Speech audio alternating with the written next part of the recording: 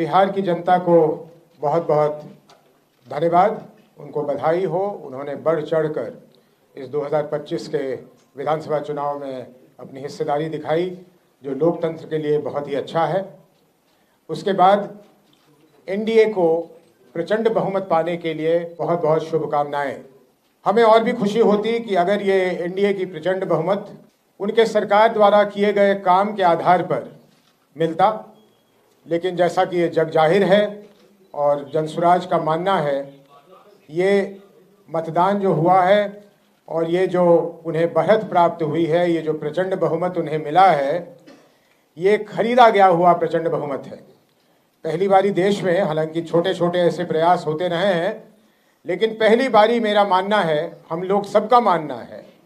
और अधिकांश बिहार के लोगों का मानना है, बाहर के लोगों का मानना है। आप तमाम अखबार के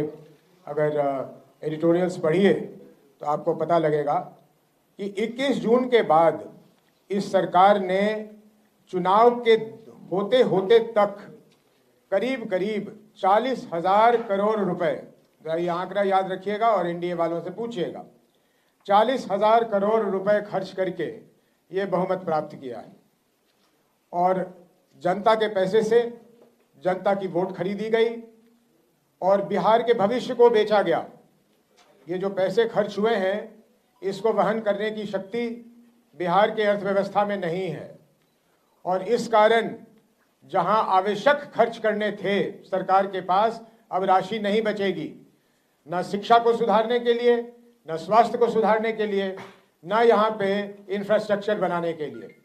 पलायन वलायन रोकने की बात तो खैर ये ऐसे ही कर रहे थे जनसुराज के कारण, लेकिन बिहार के अर्थव्यवस्था की जो इन्होंने स्थिति कर दी है यहाँ तक, और इसका मेरे पास अभी क्योंकि कागज़ नहीं आया है, मैं इस पर बहुत नहीं बोलूँगा, लेकिन मैंने सुना है कि विश्व बैंक से जो इन्हें किसी प्रोजेक्ट के लिए कर्ज मिला था, उसके भी 14,000 करोड़ रुपए उन लोगों ने ये कैश ट्रांसफ़र पे लगाया है। तो इस हालत में बिहार की जनता, जो सब लोग जानते हैं, मजबूरी में रहती है, गरीबी में रहती है, उसके लिए इतना बड़ा जो पैसा मिला तो उसको लगा कि ये वरदान है और इस कारण से मेरे समझ से, जनसुराज की समझ से और सोचने वाले लोगों के समझ से प्रचंड बहुमत का यही कारण है। अब हम लोगों का मांग है एनडीए से कि उनके जो भी मुख्यमंत्री बने, वो उनके कार्य क्षेत्र की बात है, मुझे उसमें कुछ नहीं कहना, लेकिन हम ये आशा करते हैं, ये हमारी मांग है कि एक साफ सुथरी सरकार बने जिसमें भ्रष्ट और दागी मंत्री को जगह न मिले। जो पिछला कैबिनेट था या अभी भी चल रहा है, शायद वो उन्होंने इस्तीफा नहीं दिया है, उसमें जिस तरह के लोग थे उस तरह के दागी लोग ना हो और बिहार की चिंता करके, जो आदरणीय प्रधानमंत्री जी और नीतीश जी ने कई बार दोहराया, उन्होंने करीब करीब वही बातें दोहराई जिसको शुरू जनसुराज ने किया, जिसपे जनसुराज अडिग है। कि शायद प्रधानमंत्री जी ने कहीं पलायन की भी बात की कि पलायन के लिए वो कुछ करेंगे, कुछ फैक्ट्रियाँ लगाने की बात की है। इन सारी चीज़ों को उन्हें तत्परता से करनी चाहिए। जनसुराज की पूरी निगाह उन चीज़ों पे लगी रहेगी। जहाँ तक जनसुराज का सवाल है, जिस संकल्प के साथ, जिस दृढ़ता के साथ हम शुरू हुए थे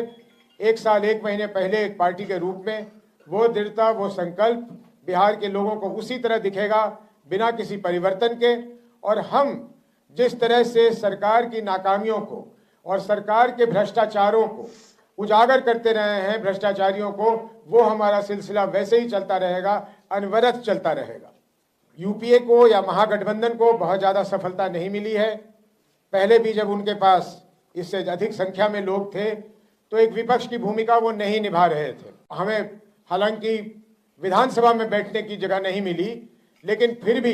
बिहार में एक स्ट्रांग विपक्ष के रूप में आप जनसुराज को ही पाएंगे। सरकार के हर कदम को